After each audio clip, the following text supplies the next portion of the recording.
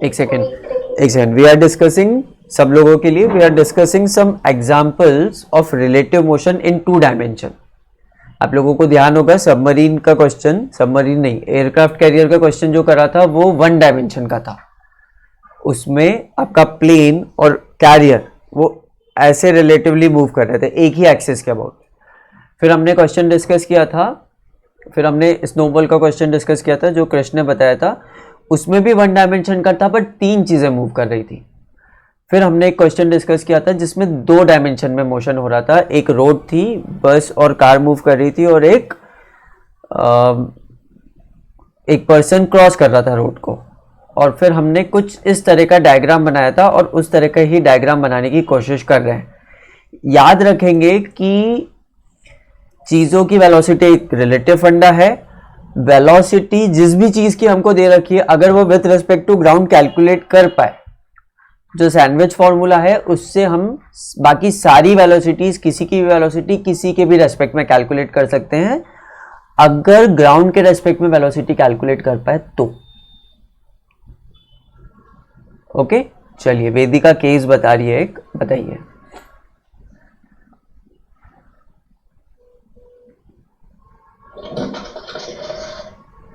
Sports का लेना है, मतलब कैसे? नहीं आया। कोई सा भी स्पोर्ट एक्टिविटी हो रही है, उसमें कुछ मोशंस हो रहे हैं जो 2 डायमेंशन में हो रहे हैं, तो 3 ऑब्जेक्ट्स को आप कंसिडर कर लो। तो सर जैसे क्रिकेट में एक बैट्समैन होता है, वो एक बैट्समैन है, हाँ, और वो रन ले रहा है, तो दौड़ रहा है, दौड़ कर रन ले रहा है, ठीक है।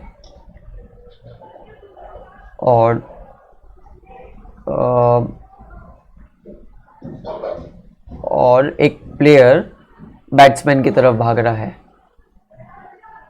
ओके, और बॉल यहाँ पे है, बॉल को बैट्समैन की तरफ थ्रो करा गया है, मतलब इस पॉइंट की तरफ थ्रो करा गया है क्योंकि यहाँ पे विकेट्स हैं, और ये प्लेयर विकेट्स की तरफ भाग रहा है ताकि वो बॉल को पकड़ के विकेट पे हिट कर पाए, और बॉल इस तरफ आ रही है, विकेट की तरफ ही आ रही है, और बैट्समैन इस तरफ भाग रहा है। तो this is the batsman, this is the fielder and this is the ball. तो बैट्समैन को मैं सचिन नाम दे देता हूँ, सचिन फील्डर और बॉल, राइट। तो वेलोसिटीज डिफाइन कर दे। बैट्समैन भाग रहा है,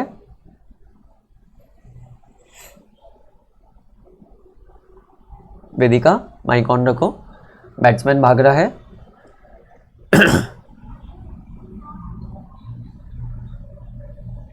5 मीटर पर सेकेंड पे, फील्डर थोड़ा सा फास्ट भागेगा, बहुत सारी स्पीड ले लेते हैं इसकी, 10 मीटर्स पर सेकेंड, इतनी होती नहीं है बट 10 मीटर्स पर सेकेंड, और बॉल आ रही है 30 मीटर्स पर सेकेंड से,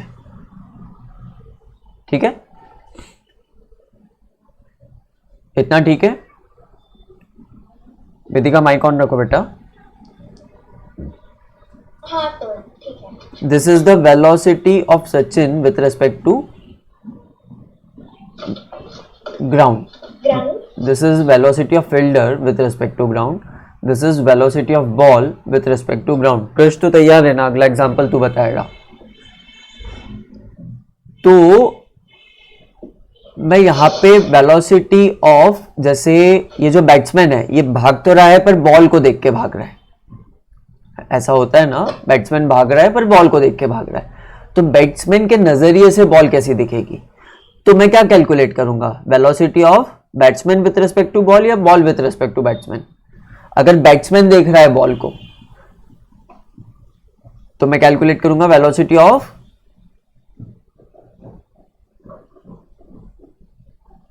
ball with respect to batsman, ball with respect to batsman, मतलब ball with respect to Sachin. Velocity of ball with respect to Sachin according to the sandwich formula क्या हो जाएगा, v velocity of ball with respect to ground plus velocity of ground with respect to Sachin. Very good. अब ground with respect to Sachin तो नहीं पता है, Sachin with respect to ground पता है अपन को, तो इसको अपन लिख देंगे minus of velocity of Sachin with respect to ground. ये समझते हो ना?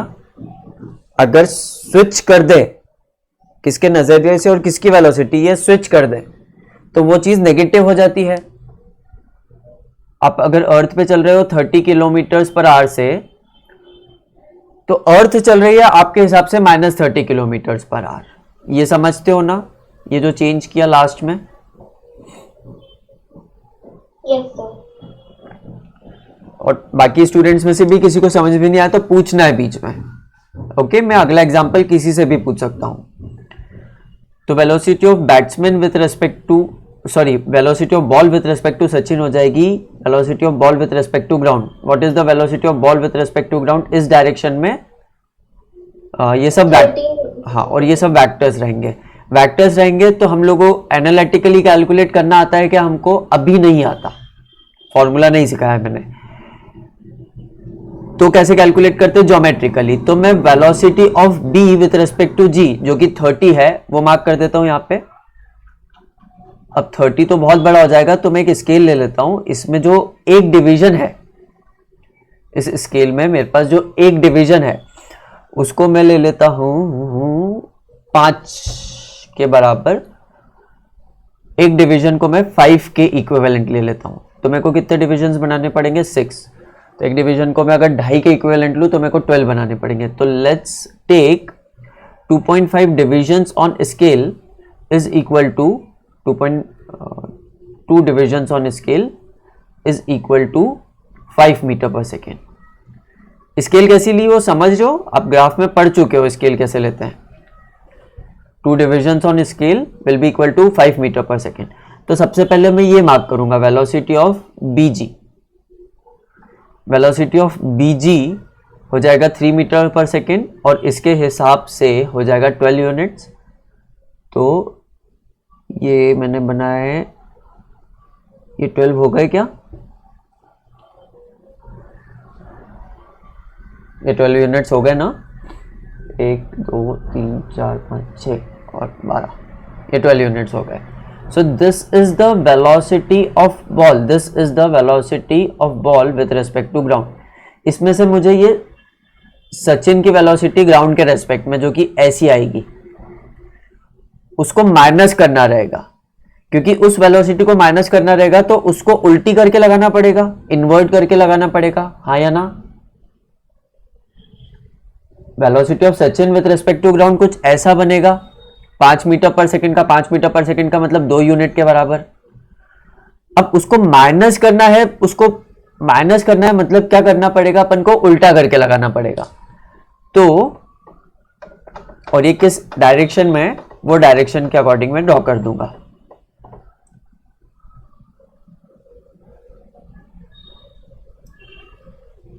तो ये 2 यूनिट्स के बराबर मैंने ड्रॉ कर दिया. ओके, पर ये ड्रॉ कहां करना चाहिए था मेरे को? हेड पे की टेल पे? वेक्टर एडिशन के हिसाब से मेरे को हेड पे ड्रॉ करना चाहिए था कि टेल पे ड्रॉ करना चाहिए था? वेदिका माइक ऑन रखो.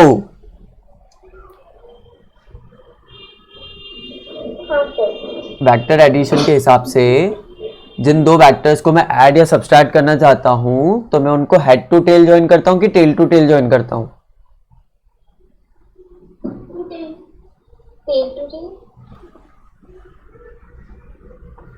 अरे सोच, एक पॉइंट ए से तू डिस्प्लेस होना शुरू हुई और तू यहां तक डिस्प्लेस हो गई, तो तेरा वेक्टर डिस्प्लेसमेंट का ये रहेगा. अब आगे अगर तू डिस्प्लेस हो रही है, तो ये डिस्प्लेसमेंट आएगा या ये डिस्प्लेसमेंट आएगा?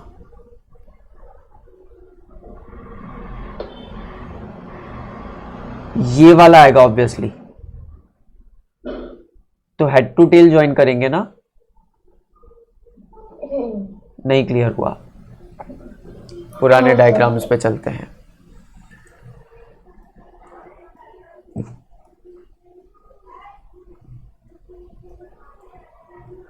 जब यहाँ पे वेक्टर्स को ऐड कर रहे थे हम लोग,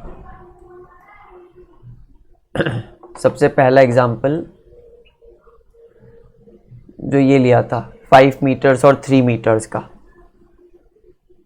तो 5 मीटर्स का डिस्प्लेसमेंट है, उसके बाद 3 मीटर्स का डिस्प्लेसमेंट है। तो 5 मीटर्स का डिस्प्लेसमेंट जहां पे एंड होगा वहां से 3 मीटर्स का डिस्प्लेसमेंट चालू होगा ना। तो 5 मीटर्स के लिए वेक्टर ये A to B है विद द एरो हेड, और बचा हुआ 3 मीटर्स का डिस्प्लेसमेंट B to C। तो पहले वेक्टर के हेड पे दूसरे वेक्टर का टेल लगाएंगे, राइट?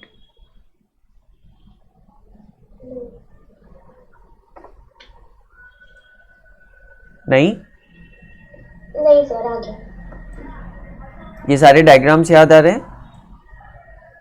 Yes sir. किसी बच्चे को और डाउट है क्या कि टेल टू टेल ज्वाइन करते कि हेड टू हेड?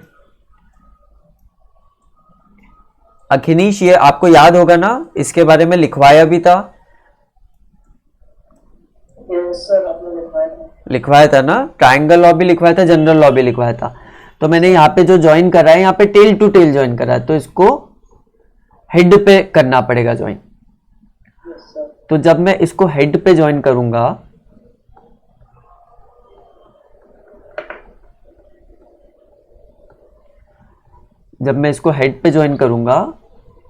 तो कुछ ऐसा रहेगा, और स्केल लेके प्रॉपरली ज्वाइन करूंगा, and this will be velocity, negative of velocity of Sachin with respect to ground.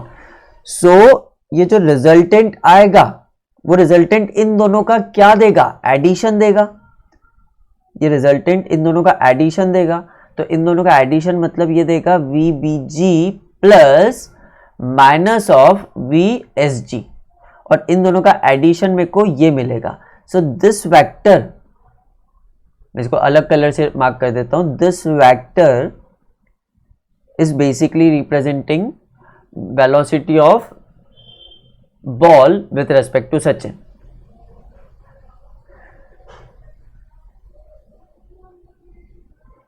ठीक है, मतलब सचिन जब इधर भागेगा तो उसको बॉल उस डायरेक्शन में जाती हुई दिखेगी, और बनी बात है क्योंकि वो आगे निकल जाएगा तो बॉल उस डायरेक्शन में जाती हुई दिखेगी, राइट? Yes sir.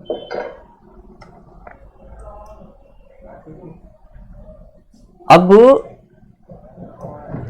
सपोज आपका फील्डर बॉल को देख रहा है, सपोज आपका जो फील्डर है वो बॉल को देख रहा है, तो क्या कैलकुलेट करना पड़ेगा वेदिका? वेलोसिटी ऑफ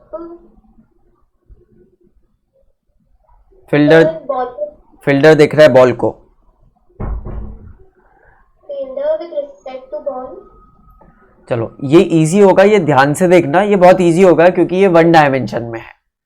इन दोनों की वेलोसिटीज देखो, ये 1 डायमेंशन में है। तो ये तो बता देती है वेदिका कि इसको सर ऐसे लिखेंगे, राइट? और इसका ये जो लास्ट वाली क्वांटिटी है ये हमको उल्टा करके लिखनी पड़ेगी, क्योंकि हमको जो वेलोसिटीज पता है वो विथ रेस्पेक्ट टू ग्राउंड पता है। जो हमको वेलोसिटीज पता है वो विथ रेस्पेक्ट टू ग्राउंड पता है। तो velocity of fielder with respect to ground plus minus of velocity of ball with respect to ground. Sir plus क्यों लगाया, माइनस लगाते हैं ना? माइनस लगाया तो सही। जैसे मैं मैथमेटिक्स में बोलूं कि 3 में -3 ऐड कर, तो तू ऐसा लिखे या ऐसे लिखे एक ही बात है। तो वो वाले कॉन्सेप्ट से बोल रहा हूं मैं। There is nothing like vector subtraction. Vector subtraction का मतलब है नेगेटिव वाला वेक्टर ऐड कर देना, है ना? इसको मैं ऐसे भी लिख सकता हूं, अगर आप ऐसे कंफर्टेबल हो ऐसे भी लिख सकते हैं।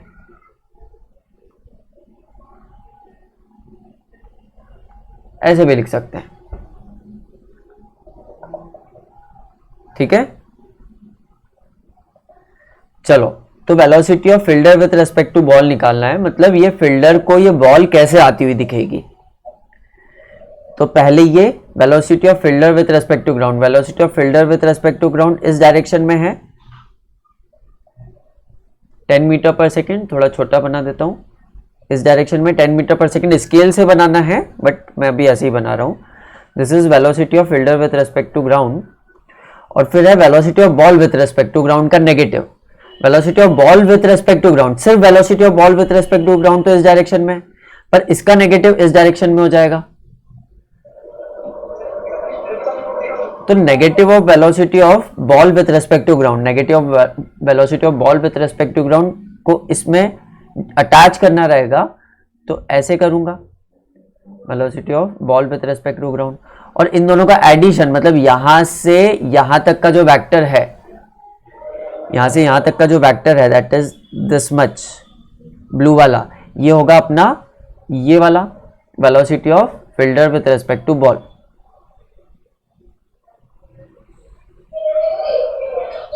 मतलब बॉल को फील्डर कैसे दिखेगा, fielder with respect to ball लिखी है अपन ने, मतलब बॉल को फील्डर कैसे दिखेगा। अगर ball with respect to fielder लिखते तो फील्डर को बॉल कैसी दिखेगी वो आता। थोड़ा क्लियर हुआ?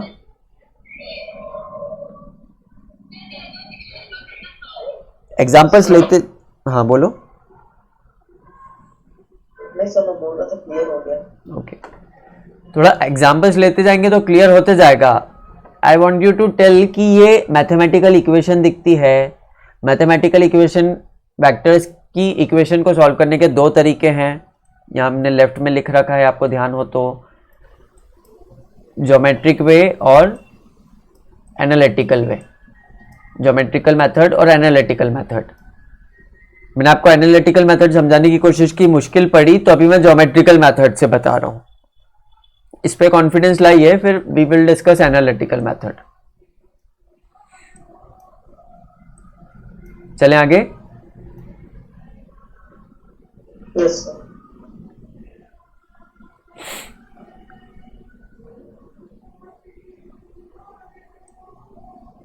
चलो एक एग्जाम्पल क्रिश देंगे क्या?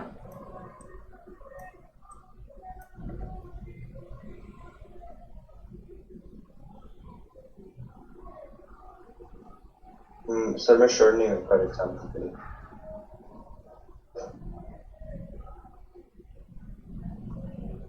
बोलो।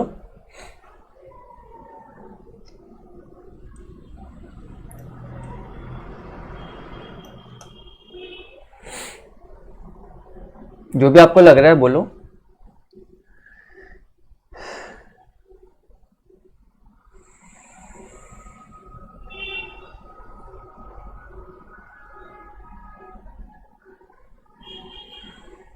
क्या हुआ? मैं सोच रहा हूँ मैं कार का स्पोर्ट्स यूज नहीं कर सकता। चलेगा, कर सकते हो।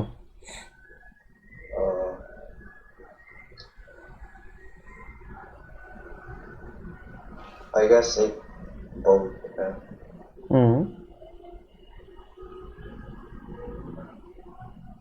इसकी वेलोसिटी है 20 meters per second।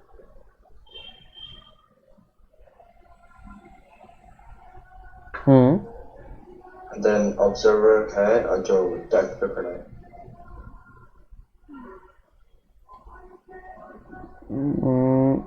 मतलब बोर्ड के ऊपर खड़ा है ऑब्जर्वर? नहीं, ग्राउंड पे। ओके, ग्राउंड पे ऑब्जर्वर खड़ा हुआ है।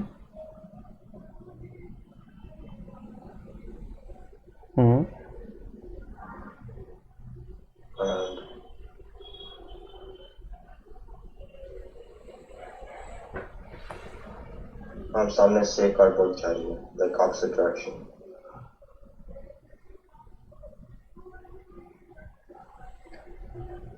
इसको बोर्ड की जगह याच ले लेते हैं, बाय। इसकी वेलोसिटी है 10।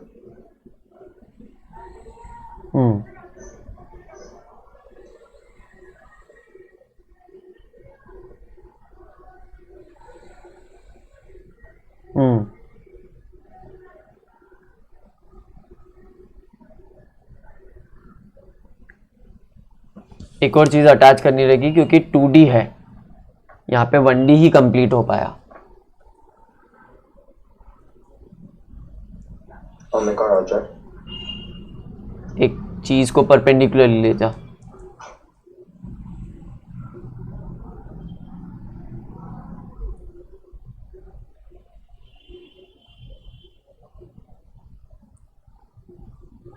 एक ऑब्जेक्ट को परपेंडिकुलरली मूव करा दे।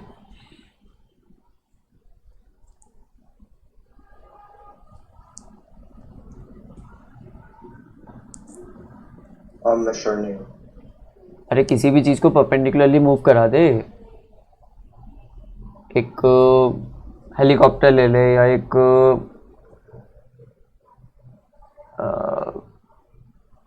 ड्रोन ले ले। एक ड्रोन है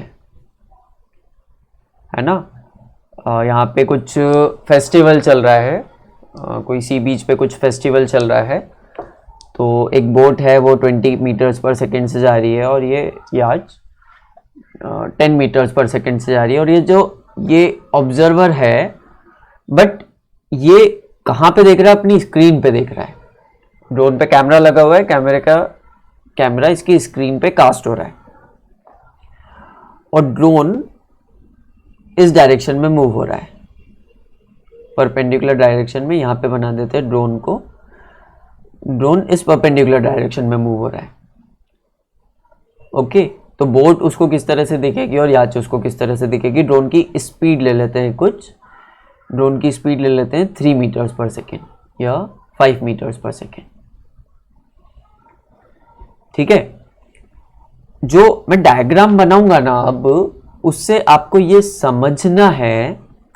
समझना है कि अगर आप ड्रोन पे बैठे होते तो आपको बोट कैसे दिखती। जैसे ऑब्जर्वर अगर डायरेक्ट बोट को देखेगा तो वो ऐसे जाते हुए दिख रही है। अगर मैं एक्स वाई एक्सेस लूँ तो अलॉन्ग एक्स एक्सेस जाते हुए दिख रही है। याज को जाते हुए देखेगा तो ये याज ऐसे जाते हुए दिख रही है। बट अगर किसी ऑब्जेक्ट जो 5 मीटर पर सेकेंड से इस डायरेक्शन में मूव कर रही है, कोई ऑब्जेक्ट 5 मीटर पर सेकेंड से जो इस डायरेक्शन में मूव कर रही है, उसके रेस्पेक्ट में देखेंगे, मतलब स्क्रीन पे देखेंगे, तो फिर दोनों कैसी जाती हुई दिखेगी? तब भी क्या बोट ऐसी जाती हुई दिखेगी। तो इफ आई वॉन्ट टू सी, मेरी बात ध्यान से सुनिएगा, अभी मैं समझा रहा हूं, पहले से कैलकुलेशंस कर रहे थे। इफ वी वॉन्ट टू सी कि how the velocity of boat will appear to us on the screen, then we have to calculate the velocity of the boat with respect to the drone, and it will be velocity of boat with respect to ground plus velocity of ground with respect to drone, sandwich formula। और sandwich formula को complete करने के लिए हमको ये करना पड़ेगा, ये करना पड़ेगा, राइट। अब आप दोनों तरह से कैलकुलेट कर सकते हो। एक ज्योमेट्रिकल वे बता देता हूं। For calculating this will be the resultant of addition of these two vectors. तो इन दोनों वेक्टर्स को मैं ज्योमेट्रिकली बना देता हूं। VBG will be boat with respect to ground will be this much, और वो 20 मीटर्स पर सेकेंड है, और ड्रोन 5 मीटर्स पर सेकेंड है, और उसका नेगेटिव मतलब इस डायरेक्शन में बनाना पड़ेगा, और 5 मीटर पर सेकेंड है तो थोड़ा और छोटा बनाऊं।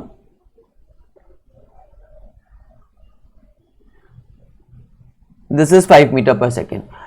तो बोट कुछ इस तरह से जाती हुई दिखेगी। ड्रोन पे बैठ के देखोगे ना तो बोट कुछ इस तरह से जाती हुई दिखेगी ड्रोन के थ्रू, और अभी दिख रही है ग्राउंड के थ्रू। अभी जो लिखा हमने वो ग्राउंड के थ्रू लिख रही है।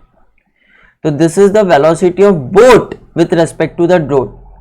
तो ड्रोन पर बैठा हुआ बोलेगा कि बोट, अगर मैं ईस्ट वेस्ट नॉर्थ साउथ लिखूं, तो ड्रोन पे बैठा हुआ को लगेगा, अपीयर होगा कि बोट ईस्ट नॉर्थ डायरेक्शन में जा रही है। पर जैसे ही उसको पता चलेगा कि नहीं मैं भी मूव कर रहा हूं, वैसे ही वो डायरेक्शन निकालने के लिए तो ग्राउंड से कैलकुलेट करेगा। इतना समझ में आया।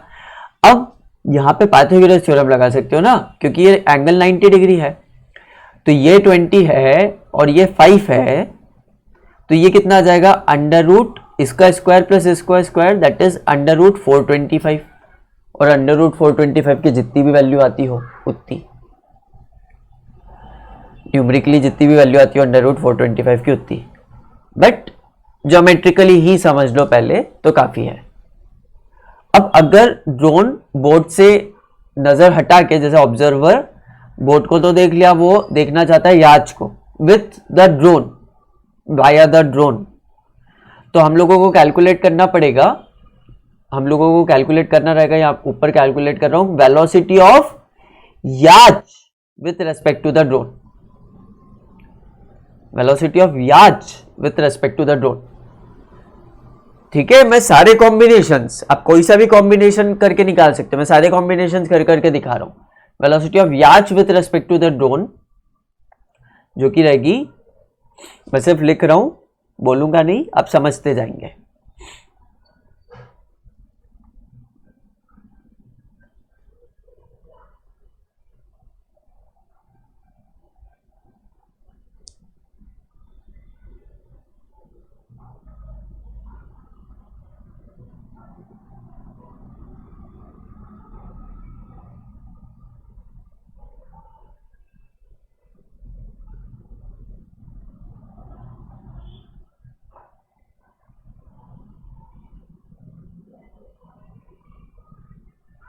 पर ये यहां पे अटैच होनी चाहिए,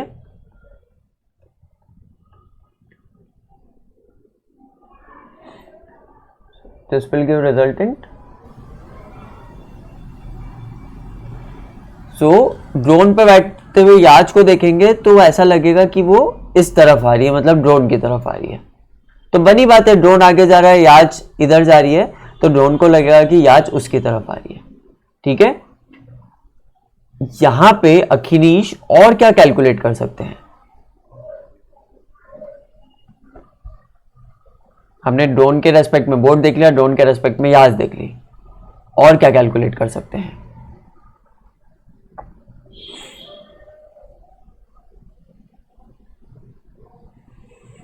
सर याच के रेस्पेक्ट में बोट, बिल्कुल सही, velocity of yacht with respect to boat, मतलब याच पे खड़े खड़े नहीं, बोट पे खड़े खड़े याच कैसे दिखेगी? Velocity of yacht with respect to boat. Suppose आप बोट पे हैं, कोई बोट पे है, वो याच को देखेगा तो वो कैसी दिखेगी? क्या वो 10 मीटर पर सेकंड से इसी डायरेक्शन में आती हुई दिखेगी, या डायरेक्शन चेंज होते जाएगा, या स्पीड चेंज होती जाएगी, डायरेक्शन वही रहेगा? तो देख लेते हैं सैंडविच फॉर्मूला।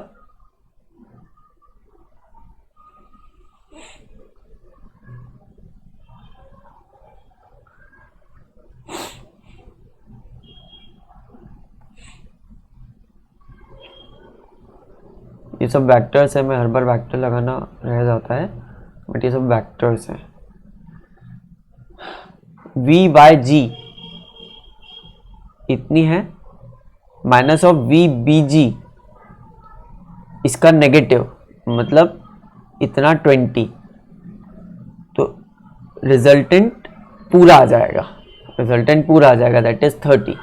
मतलब बोर्ड पे जो खड़ा हुआ है उसको याच अपनी तरफ 30 मीटर पर सेकेंड से आती हुई दिखेगी इस डायरेक्शन में। क्लियर होता है? इसमें कोई साइन कन्वेंशन की जरूरत अभी तक इसलिए नहीं पड़ी क्योंकि मैंने एनालिटिकल अप्रोच लगाया नहीं है। एनालिटिकल लगाऊंगा तो साइन कन्वेंशन की जरूरत पड़ेगी। अथर्व, एक दो एग्जांपल्स और डिस्कस करें कि समझ में आता है अच्छे से।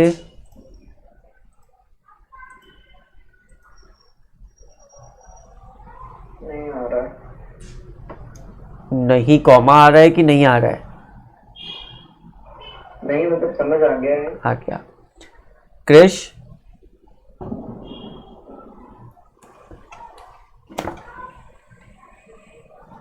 Krrish? Yes, sir. Most part are there. Vedika? Akhinish? Yes sir, आ गया। आ गया ऑलमोस्ट। अपन ने ये सब चालू क्यों किया था समझना, याद है तुमको? क्योंकि हम स्विमिंग का केस देखना समझना चाह रहे थे और स्विमिंग का केस हमको समझ में आया नहीं था। अब स्विमिंग का केस समझ में आएगा।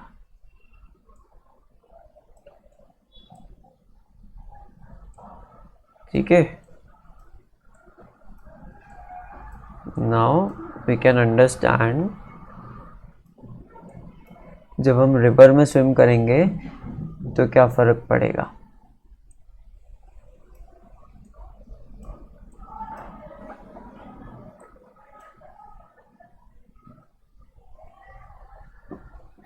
चलिए, तो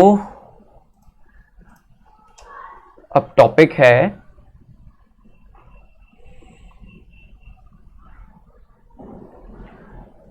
swimming in the river.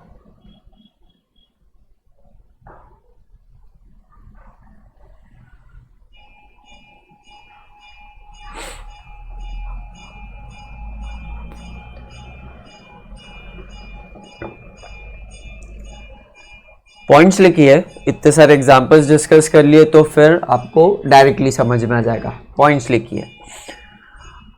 First point, a man can swim with velocity v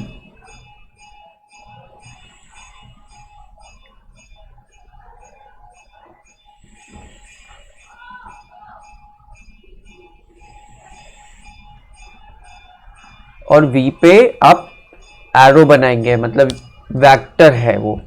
a man can swim with velocity v, इसका मतलब क्या है? That is the velocity of man with respect to still water. That is the velocity of man with respect to still water या water. Still भी लिखना जरूरी नहीं है, वाटर। अब वाटर मूव भी कर रहा हो तो वाटर के रेस्पेक्ट में वेलोसिटी लेंगे तो वो v ही आएगी। वाटर मूव भी कर रहा हो और वाटर के रेस्पेक्ट में वेलोसिटी लेंगे तो v ही आएगी। A man can swim with velocity v, that is the velocity of man with respect to water. Now if water, ये सब लोग लिखेंगे अपनी कॉपी में, if water is also flowing, if water is also flowing with velocity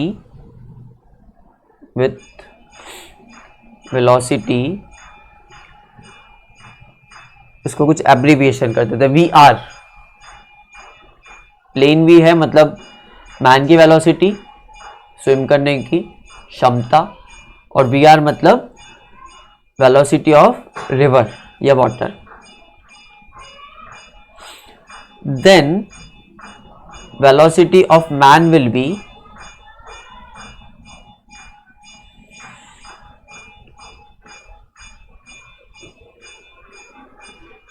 बताओ, जब आदमी नदी में उतर के स्विम करता है, चलती हुई नदी में उतर के स्विम करता है, और चलती हुई नदी की वाटर की वेलोसिटी ये है, बहती हुई नदी में वेलोसिटी ये है, और मैन की वेलोसिटी ये है, तो जब मैन बहती हुई नदी में स्विम करेगा तो उसकी वेलोसिटी कितनी आ जाएगी? Then the velocity of man will be with respect to ground will be, बोलो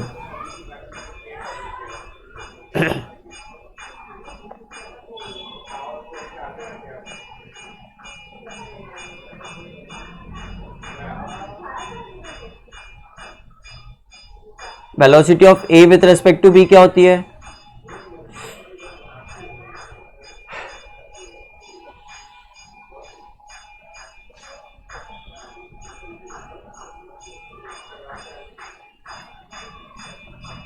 जब पर्सन रिवर में उतरेगा और बहती हुई रिवर में उतरेगा तो रिवर की भी वेलोसिटी उसके साथ इफेक्ट देगी ना।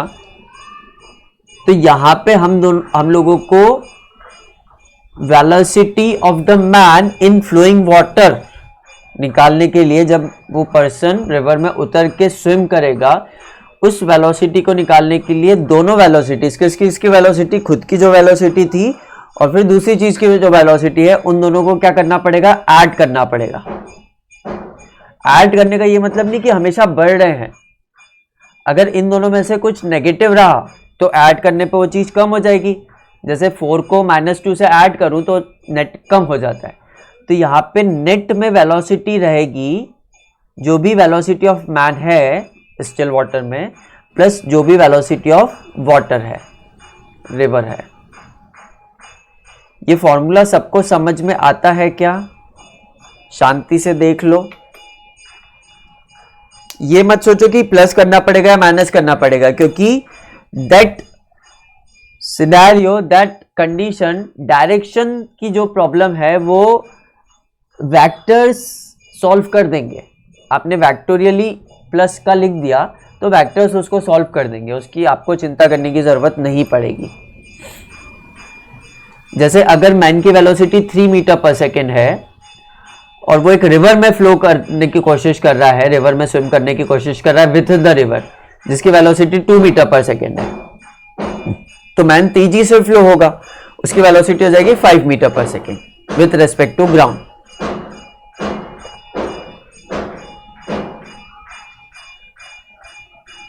अथर्व समझ में आता है?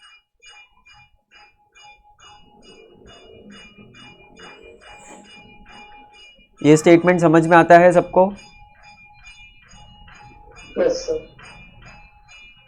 Krrish, Yes, sir. ये स्टेटमेंट समझ में आता है अच्छे से? अगला स्टेटमेंट लिखिए। If the swimming is in the direction of flow of water, if the swimming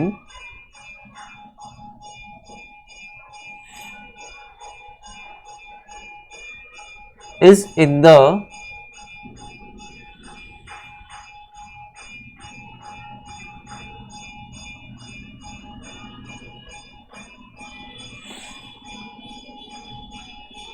direction of flow of water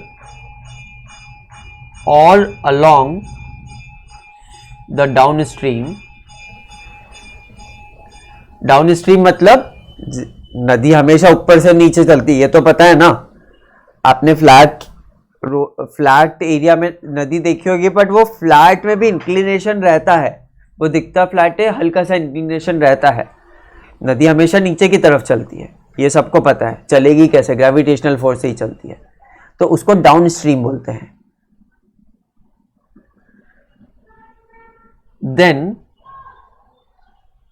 diagram कैसा बनेगा आपका तब कि this is the velocity of river,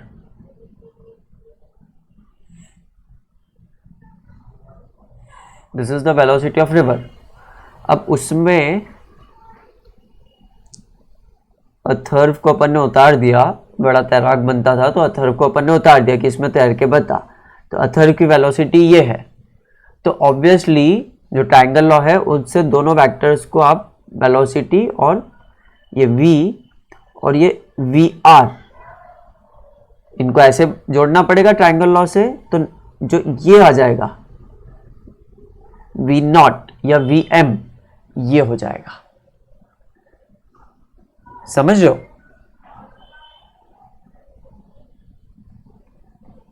yes sir. इसी में दूसरा केस देखते हैं, तो शायद दोनों कंपैरेटिवली क्लियर हो जाएंगे। दूसरा केस क्या आएगा? अपोजिट डायरेक्शन का। स्टेटमेंट लिख लीजिए।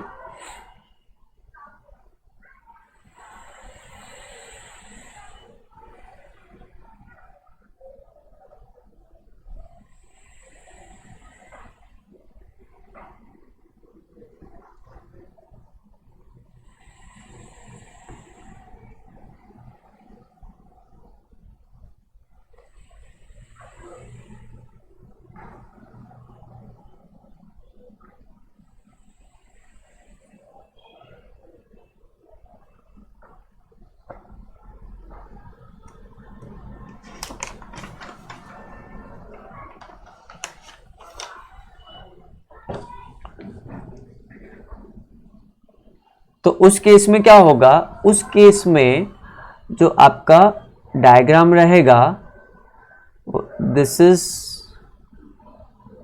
Is v r, velocity of river, this is v r, और अब अपना अथर्व क्योंकि बड़ा तैराक बनता था तो अपन ने इसको बोला कि रिवर से उल्टा तैर के बता, तब पता चलेगा तू आगे बढ़ता है कि उल्टा रिवर के साथ ही पीछे चले जाता है। So this is v. तो उस केस में हमको क्या करना पड़ेगा, उस केस में भी लिखेंगे वैक्टोरियली लिखने के लिए तो वही इक्वेशन लिखेंगे कि v m is equals to v plus v r. Vectorial लिखने के लिए तो ऐसी इक्वेशन लिखेंगे, बट हम ज्योमेट्रिकल मेजर से समझ लेते हैं। ज्योमेट्रिकल मेजर से अगर हम समझेंगे तो दिस इज योर वी और इसके हेड पे मुझे क्या लगाना पड़ेगा, वी आर लगाना पड़ेगा इसके हेड पे। So this is your v r. तो इफेक्टिव कितना सा बचा, जो यहां से यहां तक का इफेक्टिव बचा, and this is v m. तो इसमें वी एम छोटा हो गया, इसमें वी एम छोटा हो गया। तो वैक्टोरियल लिखने के लिए तो हमको ऐड ही करना पड़ेगा। वैक्टोरियल लिखते हैं जब तो माइनस हो, डायरेक्शन का सेंस हो, वो वेक्टर के अंदर ही प्रेजेंट रहता है। तो लिखने के लिए तो ऐड ही लिखते हैं जो यहां पे लिखा है। ये दोनों केसेस के लिए होगा। बट जब मैग्नीट्यूड निकाल के सॉल्व करोगे ना, जब मैग्नीट्यूड निकाल के सॉल्व करोगे तो आपको दिखेगा कि ये एक्चुअल में ऐड हो रहा है और ये एक्चुअल में सब्सट्रैक्ट हो रहा है, क्योंकि डायरेक्शन अपोजिट है। जैसे मैं लिखूं 3 + -2 तो लिखा तो ऐड है ना, ऐड -2 to 3 बोल तो ऐड रहा हूं ना, लिखा तो ऐड है ना। बट ऑपरेशन जो करना पड़ेगा जो आपके दिमाग में, वो सब्सट्रैक्शन करना पड़ेगा, रिड्यूस करना पड़ेगा उसको। But there is nothing like subtraction in vectors, तो हमेशा एडिशन करके ही बोलेंगे। अब वो बढ़ेगा या घटेगा ये आप ध्यान रखेंगे उसके डायरेक्शन सेंस से। वेदी का डायरेक्शन सेंस से निकाल सकते हो ना कि वो चीज बढ़ेगी या घटेगी। Yes sir. नदी के साथ तैरोगे तो तेज तैर पाओगे, नदी के अपोजिट तैरोगे तो स्लो तैर पाओगे। ये समझ में आता है डायरेक्शन सेंस से, ठीक है। अब ये तो सिंपल सिंपल था, ये तो 1D था ना Krish, this was in 1 dimension ना। अब 2 डायमेंशन का डिस्कस कर लेते हैं। 2 डायमेंशन का क्वेश्चन कब आएगा, जब रिवर स्विम कर रही है, आप एक शोर पे खड़े हो, दूसरे शोर पे आपको मंदिर दिखा और उस मंदिर को पास से देखने की इच्छा हुई, या दूसरे शोर पे अच्छा बड़ा जंगल है उसमें आपको हिरण दिखा या ऐसा कुछ दिखा और उस एंड पे जाने की इच्छा हुई। तो मेरा सिंपल सा क्वेश्चन है, अगर मेरी रिवर ऐसे फ्लो हो रही है और आप उतरते हो और मंदिर को देख के कूद जाते हो, this is the temple, this is the temple. मंदिर को देख के कूद जाते हो और सीधे सीधे स्विम करने की कोशिश करते हो। मंदिर को देखते हुए सीधे सीधे स्विम नहीं करते हो, बस जैसे सीधे सीधे स्विम करते हो वैसे वैसे करते जाते हो। तो आप कहां पहुंचोगे, at point A, at point B और एट पॉइंट सी।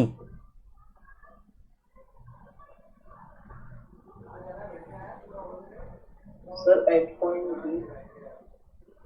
एक वोट आया, एक एट पॉइंट बी पे, बाकी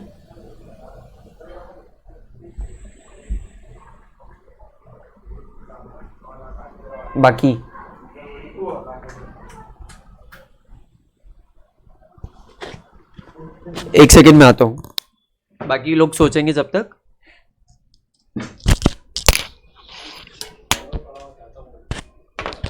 एक छोड़ दो भाई।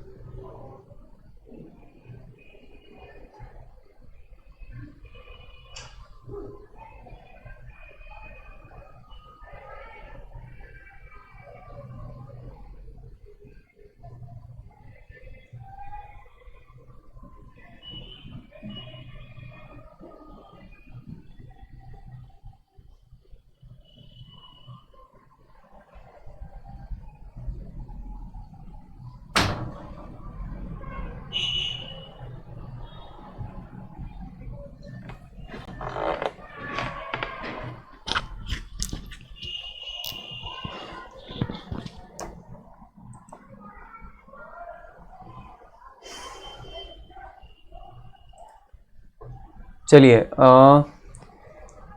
तो जैसे ही आप यहां से अपना वेक्टर लगाएंगे, मतलब वेक्टर ऑफ स्विमर जिसको हम v बोल रहे थे, तो v वेक्टर अगर मैं बोल रहा हूं कि अगर वो सीधे सीधे जाने की कोशिश करता है, वो इफेक्टिव ग्राउंड के रेस्पेक्ट में कैसे आ रहा है वो नहीं पूछ रहा हूं मैं। अगर वो सीधे सीधे जाने की कोशिश करता है, चलती हुई रिवर में अगर वो सोचेगा सामने मंदिर है, मैं ऐसे कूदूं और सीधे सीधे स्विम करूं तो मैं पहुंच जाऊंगा, तो वो नहीं पहुंच पाएगा। क्यों? क्योंकि ये जो वेलोसिटी है उसकी, it will be added to by velocity of river, तो इफेक्टिवली उसकी वेलोसिटी ये निकलेगी, इफेक्टिवली उसकी वेलोसिटी ये निकलेगी, उसकी वेलोसिटी ये निकलेगी, तो फाइनली वो पहुंचेगा इस पॉइंट पे, बी पॉइंट पे, क्योंकि उसकी वेलोसिटी, इफेक्टिव वेलोसिटी ये निकलेगी। ऑब्वियस सी बात है। अब अगला चीज, इसी में अगली चीज, अगर वो स्विमर चाहता है, अगर वो स्विमर चाहता है कि वो डायरेक्टली मंदिर तक पहुंचे, तो फिर उसको ए, बी और सी, अगर वो स्विमर चाहता है कि वो डायरेक्टली मंदिर तक पहुंचे सीधे सीधे तैरते हुए, अगर वो चाहता है स्विमर कि वो मंदिर तक पहुंचे सीधे सीधे तैरते हुए, तो उससे ए, बी और सी में से कौन से पॉइंट से जंप करना चाहिए? बताइए। ए पॉइंट से जंप करना चाहिए, क्योंकि वो यहां से जंप करेगा और ये रिवर की वेलोसिटी, तो इफेक्टिव वेलोसिटी उसकी ऐसी निकलेगी, तो देयर इज अ पॉसिबिलिटी कि वो मंदिर तक पहुंच पाएगा। बी में तो और आगे पहुंचेगा और सी में तो और भी आगे पहुंच जाएगा। ये दो केसेस डिस्कस किए मैंने। तीसरा केस, अगर वो पॉइंट बी ही है उसके पास जाने के लिए, मंदिर से सामने वाला ही पॉइंट है उसके पास रिवर में जाने के लिए, पर फिर भी वो मंदिर में पहुंचना चाहता है, तो वो किस डायरेक्शन में अपनी वेलोसिटी को ओरिएंट करे, वो किस डायरेक्शन में अपनी वेलोसिटी को ओरिएंट करे ताकि वो मंदिर तक पहुंच पाए? ए, बी या सी? यहां पे भी ए, बिल्कुल सही, वेरी गुड। क्या हो रहा है कि जब वो वेलोसिटी ऐसी लगाता है पर्टिकुलर एंगल पे, और रिवर की वेलोसिटी आगे आके ऐड हो जाती है, आगे हेड पे अटैच करके ऐड करनी रहेगी, तो रिजल्टेंट वेलोसिटी ऐसी मिल जाती है। तो उसको अपना एंगल कुछ इस तरह से मेंटेन करना रहेगा कि अगर उसको रिवर की वेलोसिटी ज्यादा लगी तो उसको एंगल और इंक्लाइन करना पड़ेगा, तो उस केस में वो सीधे सीधे पहुंच जाएगा। ठीक है, तो ये तीन केसेस थे जिसको हम लोग कल डिटेल में डिस्कस करेंगे। आज के लिए सेम होमवर्क है। आप जो 2 डायमेंशन के डायग्राम्स बना रहे थे ना, कम से कम 3 डायग्राम्स बना के रखिए। ठीक है, कम से कम 3 डायग्राम्स बना के रखिए। आप लोगों ने वेक्टर के डायग्राम्स की प्रैक्टिस नहीं की अभी तक, कम से कम 3 डायग्राम्स की प्रैक्टिस कीजिए। केसेस आप लोगों को अब समझ में आ गए हैं कि किस तरह के केसेस उठाने हैं। Okay, thank you so much. Thank you sir, bye sir. Bye bye.